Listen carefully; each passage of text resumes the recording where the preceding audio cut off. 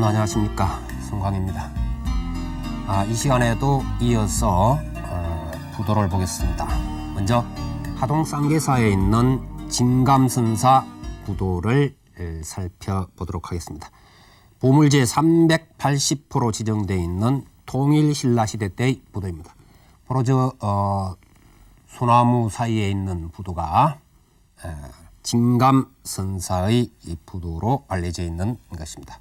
높이는 2.05m 정도 되는 것인데요.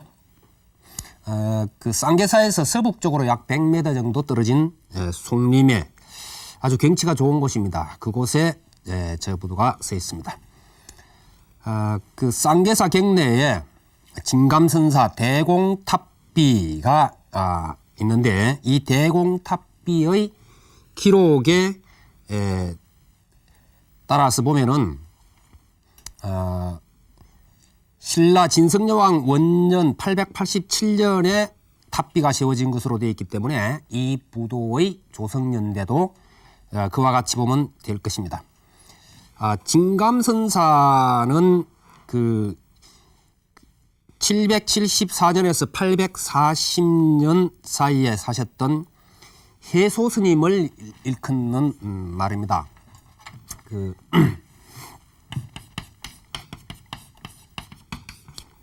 해소 스님이신데 804년에 당나라에 들어가셔가지고 창주 신감대사 문화에서 출가를 하시게 됩니다. 그러니까는 출가하신 것이 우리나라에서 출가를 하신 게 아니고 중국에 들어가셔가지고 출가를 하시게 됩니다. 좀 독특한 예가 되겠죠. 그래서 810년에는 숭산 소림사에서 구족기를 수지하시게 됩니다. 그러니까 그 선의 도량인 소림사에 가셔서 그곳에서 이제 비구 구족기를 받게 되시게 되죠. 그리고는 그 당나라에 들어와 계셨던 도의선사를 만나게 돼서 함께 다니면서 수행을 하다가 그 도의선사가 귀국을 하시자 종남산에 들어가서 3년간 더 수행 정진을 합니다. 그리고 830년에 귀국을 하셔서 설악산 장백사에서 선을 지도해서 많은 화학을 제접하시게 되죠. 그 후에 지리산 그 화계곡에 이르러서 옥천사를 짓고, 이제 옥천사가 쌍계사의 전신입니다. 그러니까 이름이 바뀌게 되죠. 옥천사. 그러니까 쌍계사가 예전에는 아마 그 셈이 경전이 좋아서 이게 옥천사라고 했던 것 같아요. 그런데 나중에 이게 왕명에 의해 가지고 이 옥천사가 쌍계사로 바뀌게 됩니다. 그래서 이제 쌍계사는 계곡이 양쪽에 내려와서 만나게 되는 그런 설명을 하게 됩니다만은, 이 옥천사를 짓고 그곳에서 계시다가 입적을 하시게 되는데, 바로 정강왕이 이 쌍계사로 이름을 고치게 되죠. 이 진감선사 부도 역시 팔각원당이 기본행위입니다. 그리고 지대석은 거의 땅에 묻히고 일부가 드러나 있고요. 하대석은 파렵의 복련 조각이 팔각으로 이렇게 되어 있는 형태입니다. 몇 단의 중대석 받침 위에 팔각 중대석이 있고, 각면에 그 원에 가까운 안상이 있습니다. 둥근 모양에 가까운 안상이 있고, 상대석은 파렵의 악년으로 하대석과 대칭을 이루고 있습니다. 대체적으로 이제 대칭을 이루는 것이 맞죠. 하대석은 연잎이 밑으로 이렇게 되어 있고, 그 다음에 중대석이 있고, 위에 상대석은 대칭으로 이렇게 이제 위쪽으로 악년으로 가게 되어 있는 것이 이제 원칙입니다. 그 탑신은 팔각에 전혀 장식이 없고, 조각 장식이 없고, 또 옥계는 추녀의 기법이 보이고 있습니다. 그래서 우리가 한옥에서 보면 추녀 쪽에는 굵은 추녀를 뽑죠. 그 모서리 쪽에는 보통 이렇게 둥글게 뽑는 것은 석가래라 그러고, 굵은 것이 사각으로 지어서 축 올라갈 때는 추녀라 그러는데, 이 추녀 기법이 두드러지게 보이고 있는 그 부도입니다. 그리고 그 귓꽃이 그 모서리 귓꽃이 표현이 되고 있습니다. 상륜부는 옥계석을 축소한 듯한 그러한 보계와 그 다음에 간주, 기둥 모양으로 이렇게 돌이 쭉 올라가고 그 위에 보주를 얹은 그러한 형태입니다. 전체적으로 보면은 이 부도는 그 비례의 균형묘가 조화롭지 못하지만은 그 안정된 품위와 웅대한 느낌을 주고 있는 부도입니다. 그 다음 강원도 명주에 있는 굴산사지 범일국사 부도를 살펴보도록 하겠습니다. 보물제 85호에 해당되는 것인데요. 이 시대가 신라 혹은 뭐 고려 이렇게 좀 왔다 갔다 합니다. 확정을 지을 수가 없는 것인데 높이는 3.5m고 지금 보시는 것이 바로 그 부도입니다. 굴산사 그러면은 예전에 제가 그 구산 산문할 때 사굴산파를 이야기를 하면서 제가 말씀을 드린 적이 있습니다. 그래서 사굴산파의 본산이 바로 굴산사지가 되겠습니다. 예전에 이제 굴산사가 있었는데 지금 사라졌기 때문에 이제 굴산사지 그러는데 바로 사굴산파의 개조가 되는 어른이 범일국사이시죠.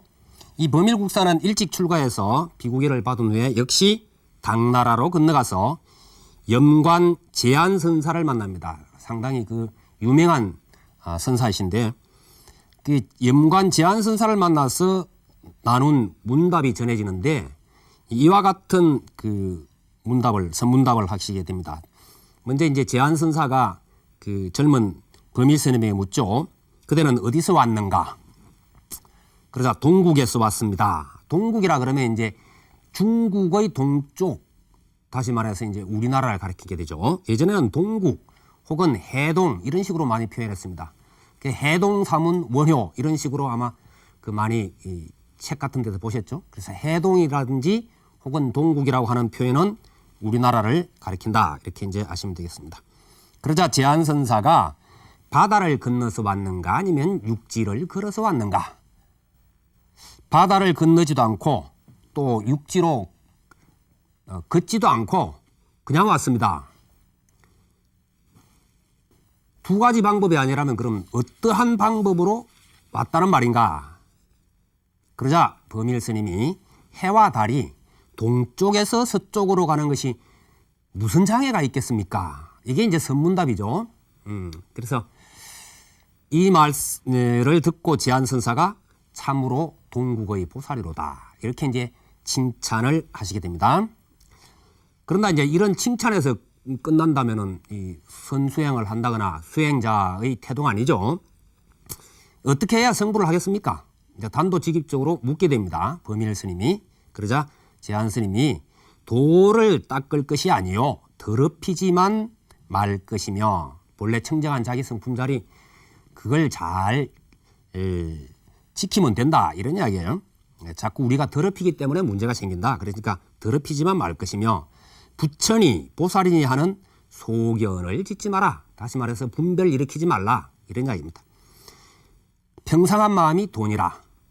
근데 참 기연이라 그러는데 보통 우리가 희귀한 인연, 스승과 제자 간의 인연 혹은 깨달음의 인연 이런 기연이라 그럽니다만은 바로 이 말 끝에 범일 스님은 크게 깨닫습니다. 그리고 6년 동안 바로 염관 제한선사를 스승으로 섬기게 되죠.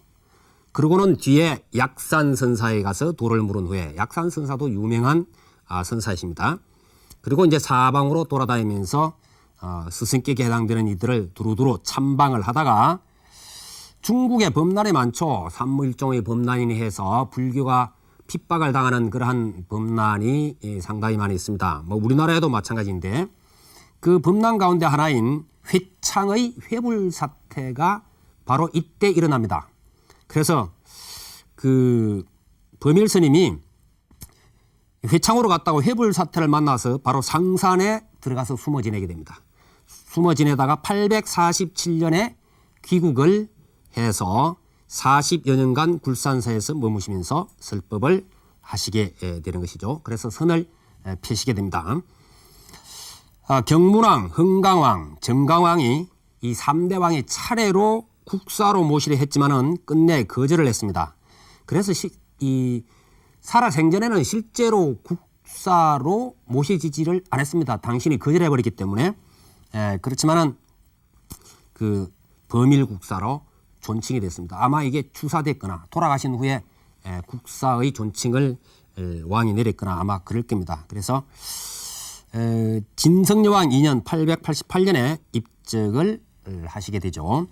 이 범일국사 부도로 전해지는 이 부도는 팔각을 기본으로 삼으면서도 기단 일부에 보면은 원형을 겸한 점이 주목이 됩니다.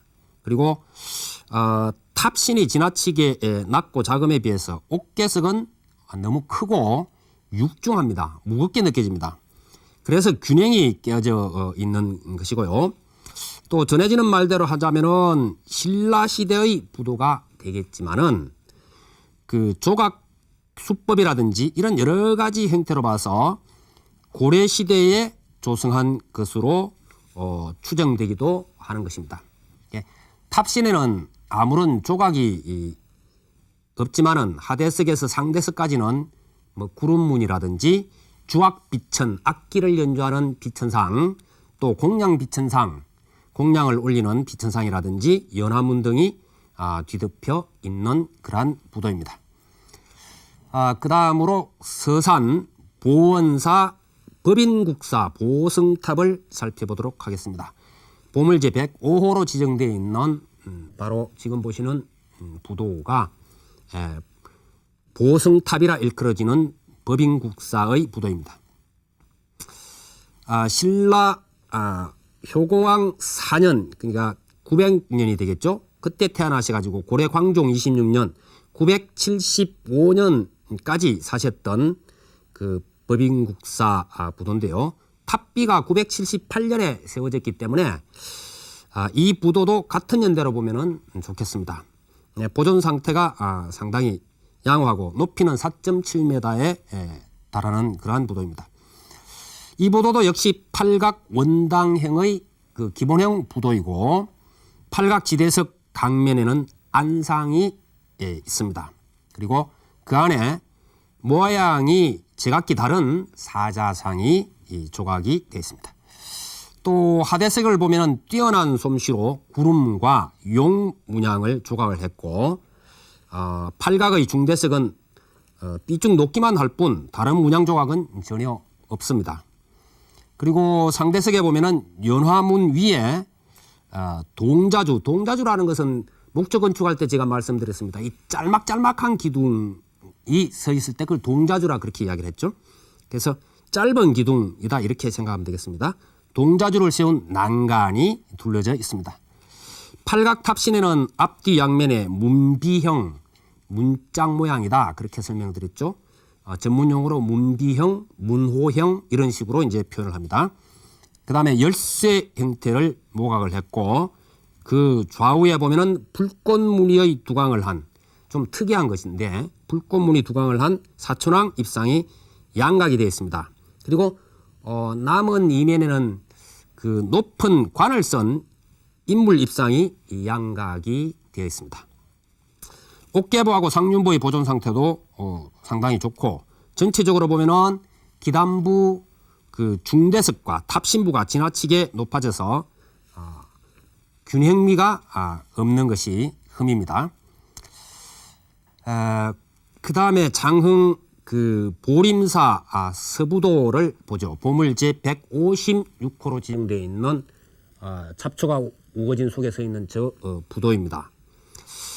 그 보림사 사역의 서쪽 입구에서 약간 떨어진 곳, 그러니까 마을 쪽에 있는 부도입니다. 예전에 보림사가 바로 저 부도가 있는 자리까지 사역이었다 이렇게 볼 수가 있겠죠. 그 한기의 부도에서는 기단부에서 여의두문에 가까운 그 하대석 연꽃 조각하고 또 일반적 형식을 벗어난 안상을 그 중대석에서 볼 수가 있고 상대석에서는 위로 핀 연화 조각 안에 다시 네잎 꽃 모양을 한 그런 특이한 조각을 볼 수가 있습니다.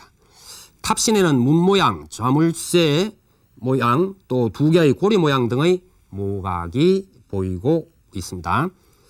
그리고 다른 한기를 보면은 앞에 것에 비해서 기단부 중대석이 단순하게 처리되었고 상대석 연꽃문도 간결하게 처리를 했습니다.